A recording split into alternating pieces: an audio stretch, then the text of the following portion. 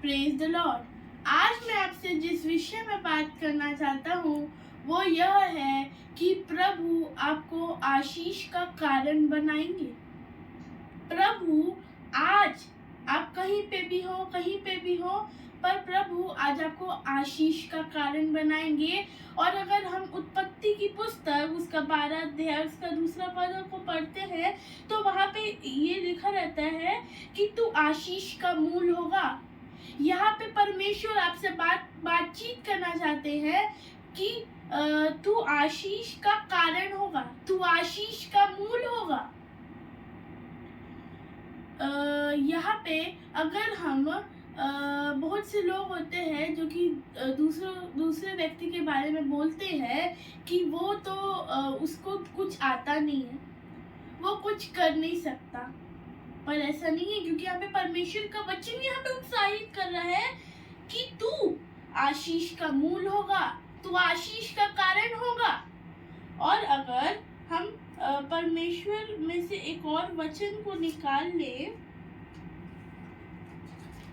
मत्ती उसका 5वां अध्याय और उसका 14 पद, जिसमें इस प्रकार लिखा है कि तुम जगत की ज्योति हो। ज्योति कौन है? ज्योति तुम हो, ज्योति तुम हो। और ज्योति से जो प्रकाश निकलता है वो तुम्हारे द्वारा प्रकाश निकाला जाएगा। परमेश्वर आपको आज इस्तेमाल करेंगे। परमेश्वर आपके द्वारा इस संसार में प्रकाश फैलाएंगे। परमेश्वर आपको जगत की ज्योति बनाएंगे। हम परमेश्वर के वचन में से एक और निकाल लेंगे जो कि पाया जाता है जकरिया की पुस्तक उसका 8वां अध्याय और उसका 13वां पद, जहाँ पे इस प्रकार लिखा है कि हे यहूदा के घराने और इज़राइल के घराने, जिस प्रकार तुम जाति जाति के बीच शाप के कारण थे उसी प्रकार मैं तुम्हारा उद्धार करूंगा और तुम आशीष के कारण होगे। इसलिए तुम मत डरो और ना तुम्हारे हाथ ढीले पड़ने पाए। हालेलुया।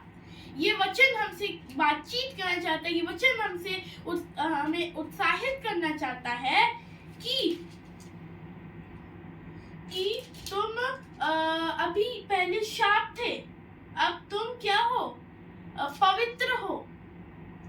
परमेश्वर क्या करते हैं? परमेश्वर बैकडोल को अच्छा बनाते हैं और कंगाल को राजा बनाते हैं। पर हमारे परमेश्वर ऐसे हैं जो गरीबों की, कंगाल की मदद करते हैं, कंगालों को राजा बनाते हैं। यहाँ पे वचन कह रहा है कि शाप के कारण थे उसी प्रकार में तुम्हारा उद्धार होगा और तुम क्या होगे? आशीष के कारण होंगे। शाप से तुम आशीष के कारण हो जाओगे और सब के कहने लगेंगे कि तुम्हारे कारण आज सबका भला हुआ है,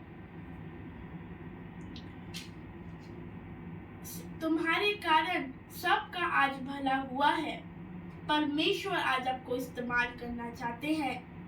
परमेश्वर आज आपको ज्योति बनाना चाहते हैं और उस ज्योति की मदद से आपसे प्रकाश निकालना चाहते हैं।